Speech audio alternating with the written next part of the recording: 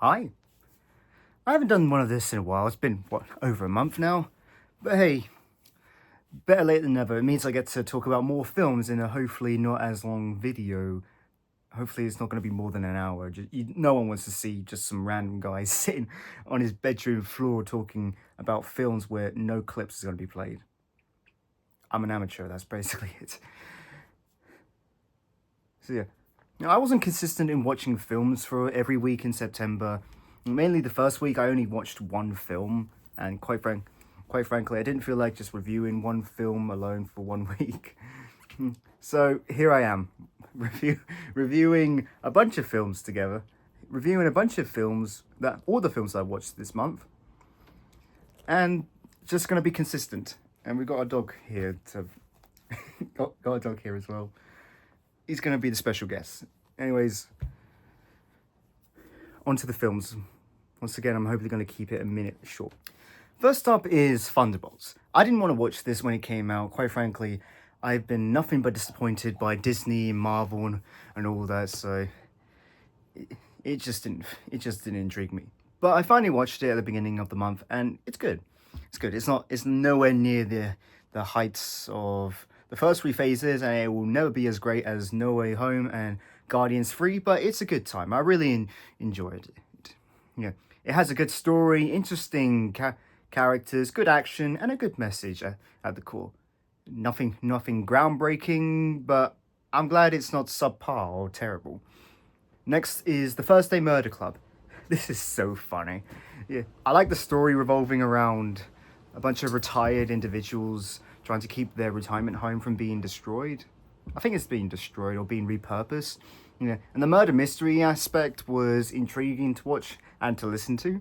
Yeah, the cast is solid, and the comedy and directing by Chris Columbus, same guy as the first two Harry Potter films, was top notch. Just a good time. Next is Monsters University.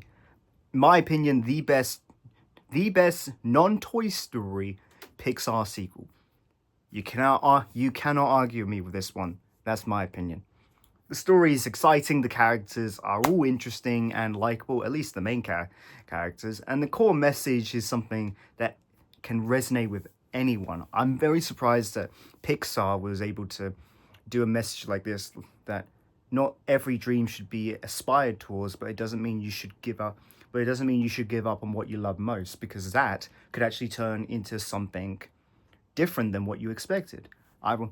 I had so much aspirations in life, and even now I'm second guessing of what I want to do in life. But with my current coursework in university, I'm starting to think of so many different paths I can go down while still feeling satisfied with the path that I'm going down in a career path.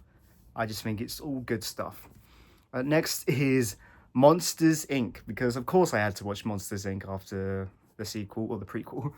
One of the best Pixar films. Hilarious, incredible story, an incredible villain, and an incredible twist villain as well.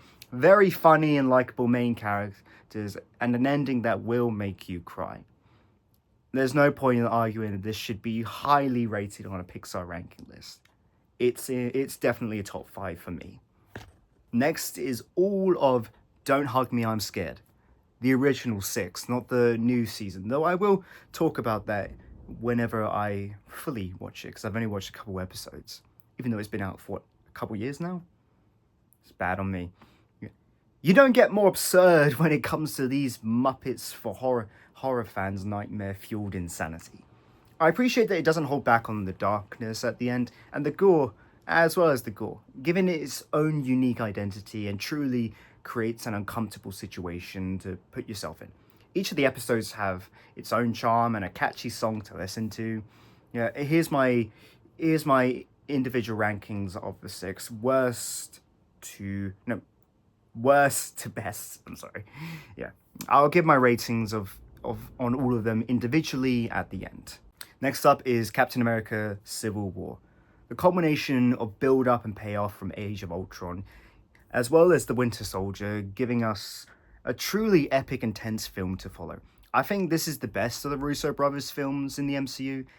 It gives us high high-stake action, a gripping plot with compelling character dynamics and arcs, some stellar fight scenes, especially with the airport fight and the final battle, and it makes you feel like you're on a roller coaster of emotions, especially when the final battle takes place and you're watching a friendship between Stark and Cap break after revelations of both of their pasts clash together, as well as the build-up of their different ideologies and beliefs throughout the film, leaving no alternatives but to fight in the end.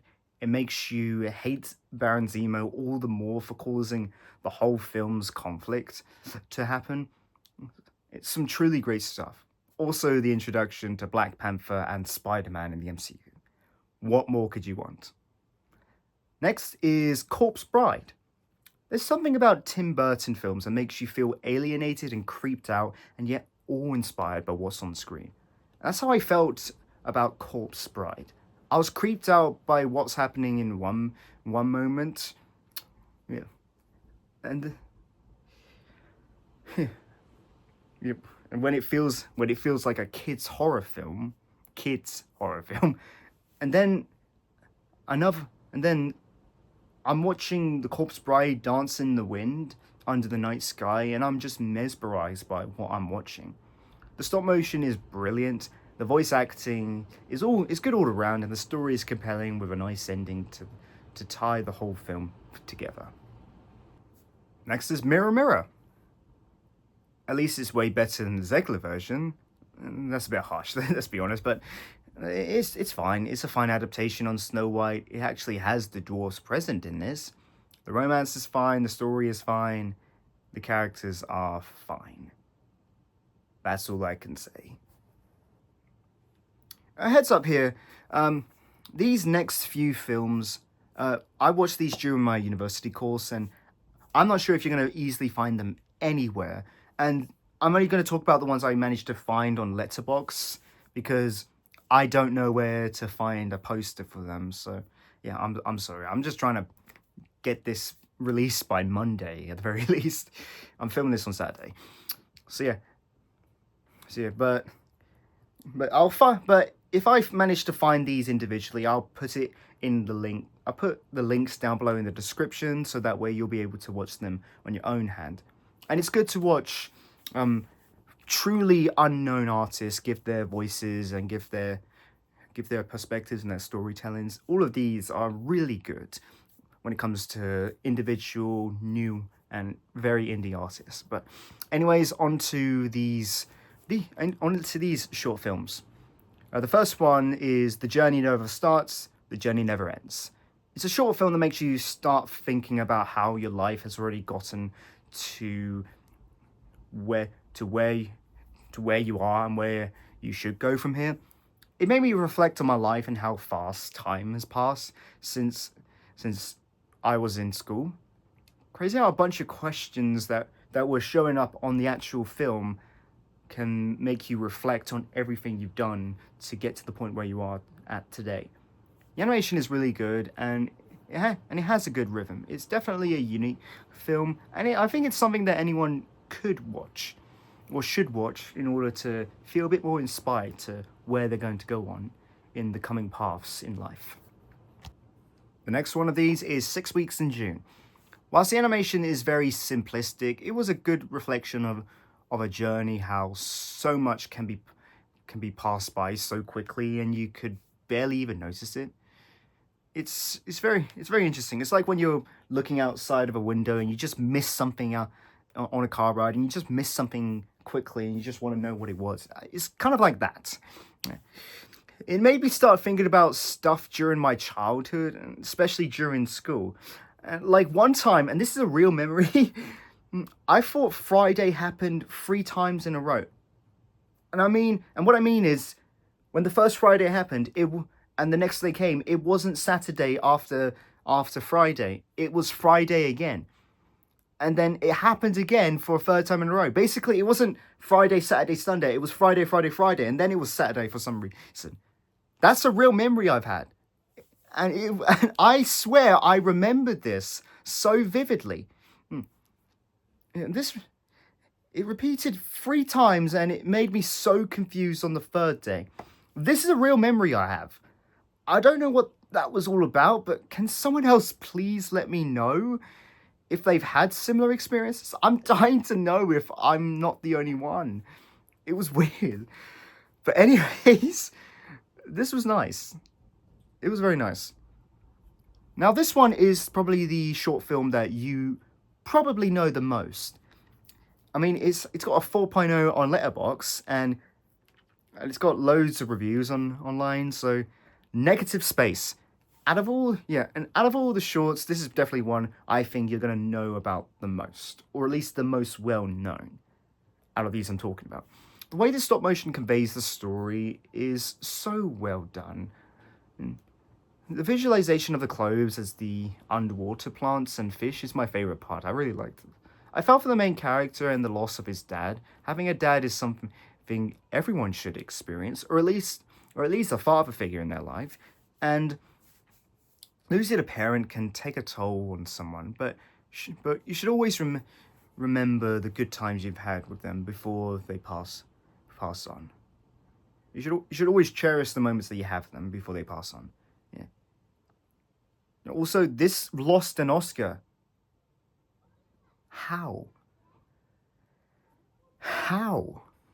This one is a very, very dark one. Behind the Jugular, there's a subtlety to the narrative where it's just the normal day, yet being reflected of the harsh job the man works, or the harsh job and the work the man did. It's very brutal, and yet it's so toned back. It's done in an effective way for us to realize how hard the job is. It's basically him working at a butcher's factory, or like the skinning cows and chopping up meat and all that for people to eat. It was very, very brutal. I didn't find it as brutal as others might have, due to it being animation, so I would be able to handle it. But it's still a heavy film to think about. I like the restrained explicitness of the animation, so we'd be able to stomach the sights without actually watching the butchering of animals. It was very smart the way that this did it, and I think a few of these were actually done in my university as well, so that was cool. This one, I take back the previous one. This is probably the darkest one. Wicked Girl. This short film is about domestic abuse to a young girl.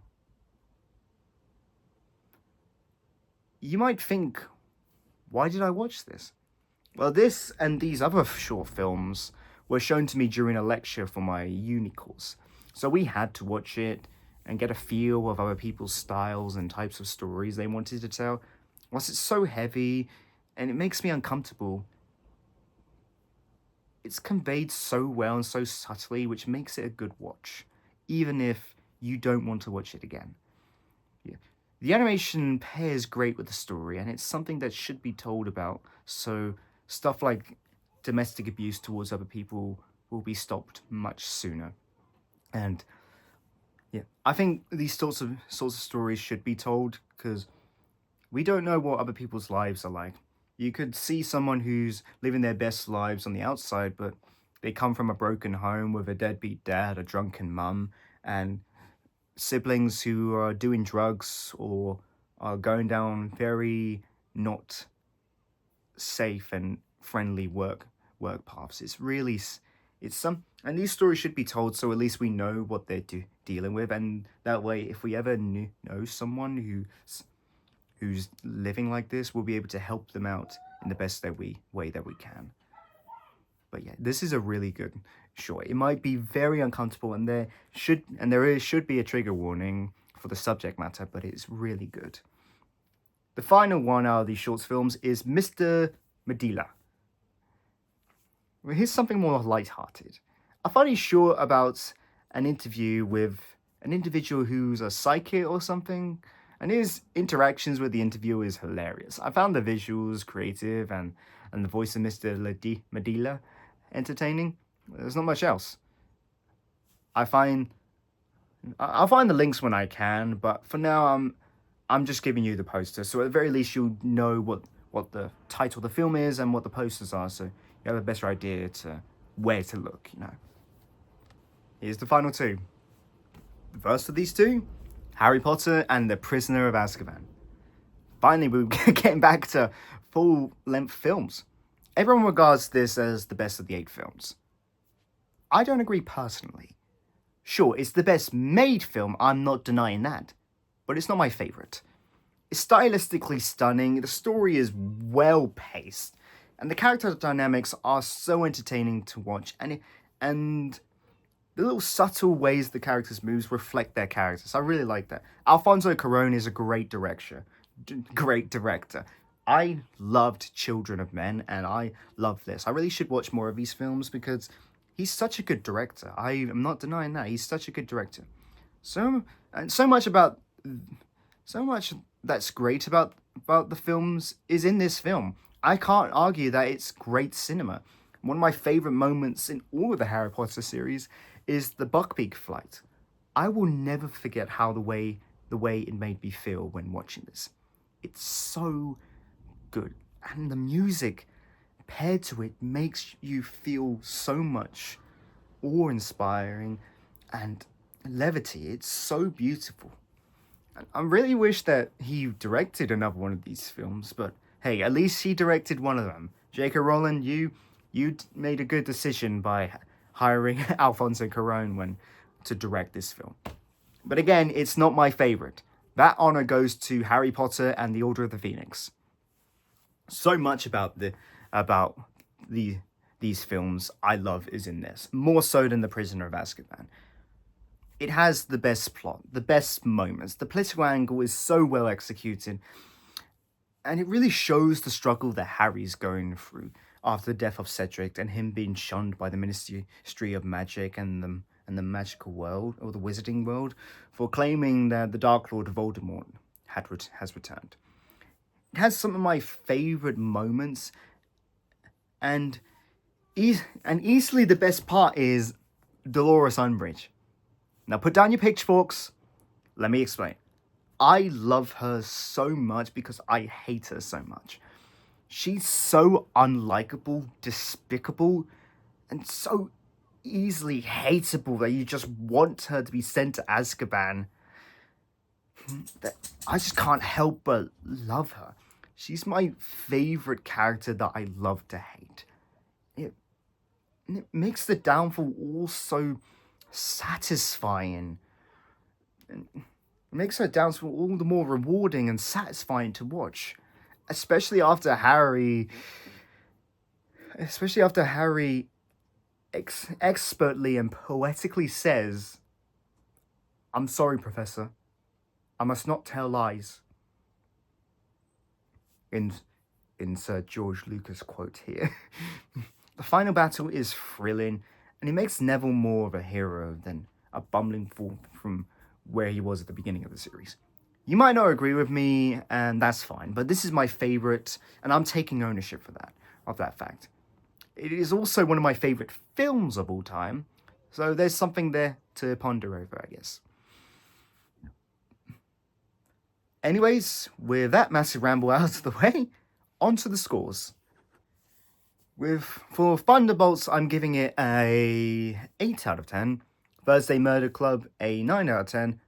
Monsters University, an 8 out of 10. Monsters Inc., a 9 out of 10. Now here's the Don't Hug Me, I'm Scared. Number 1, 7. Number 2, 9. Number 3, 6. Number 4, 10. Number 5, 7. And number 6, 8. All of those out of 10. Captain America Civil War, 9 out of 10. Corpse Bride, an 8 out of 10. Mirror Mirror, a 7 out of 10. The Journey Never Starts, The Journey Never Ends, an 8 out of 10. 6 Weeks in June, 7 out of 10. Oh, there was one more film. I'll talk about that right now. Yeah, there was one more film, I'm sorry. Club Drunk. Let me see this. I like the rotoscope mixed with the surreal nature of the abstract imagery, creating a surreal visualization of what it's like to be drunk or high in a club. I like the music mixed with the visuals. I think this is enough for me to never be blackout drunk nor high off my mind. Overall, a good reflection of what not to do on a Friday night. An 8 out of 10. I'm so sorry. I did not realize that I reviewed another film. Okay, I'm sorry. Yeah, Club Drunk, an 8 out of 10. Negative Space, and a 10 out of 10. Behind the Jugular, an 8 out of 10. Wicked Girl, a 7 out of 10. Mr. Madila, an 8 out of 10. Harry Potter and the Prisoner of Azkaban, a 9 out of 10. And Harry Potter and the Order of the Phoenix, a 10 out of 10. That's it. That little mistake out of the way. Yeah, that's it. That's... How many films was that? That was 22 films. I'm going to end it up if my dog's eating something. Anyways, that's the end of today's video. But I want to say thank you very much for watching. And I'll see you all later. Leave me some comments down below if you want me to watch any films. Bye, guys.